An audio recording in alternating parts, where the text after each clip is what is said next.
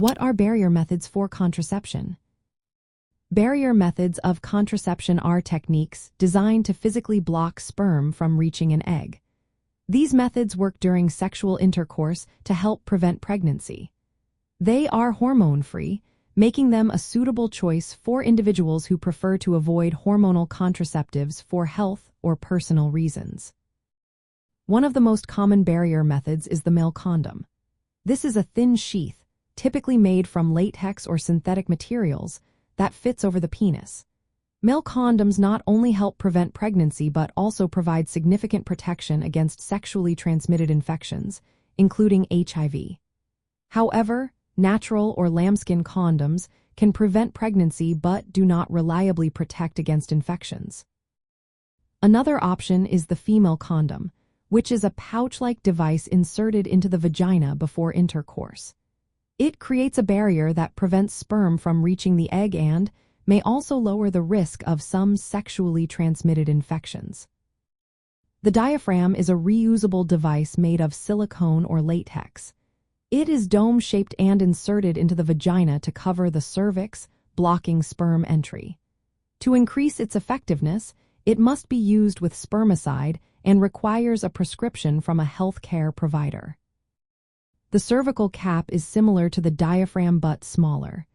It fits tightly over the cervix and also needs spermicide for effectiveness. This method is less commonly used and must be fitted by a healthcare professional. The contraceptive sponge is another option. It is a small, round sponge that contains spermicide and is inserted into the vagina to cover the cervix and kill sperm. This method is available over the counter. Spermicides are chemical agents that come in various forms, such as foam, gel, cream, film, suppository, or tablet. They work by killing sperm or inhibiting their movement and can be used alone or combined with other barrier methods like condoms or diaphragms. The effectiveness of barrier methods can vary. For typical use, male condoms have a failure rate of about 13%, while female condoms and spermicides alone have a failure rate of around 21%. Diaphragms and sponges have effectiveness rates between 70% and 88%. These methods are generally less effective than hormonal contraceptives or intrauterine devices due to potential incorrect or inconsistent use.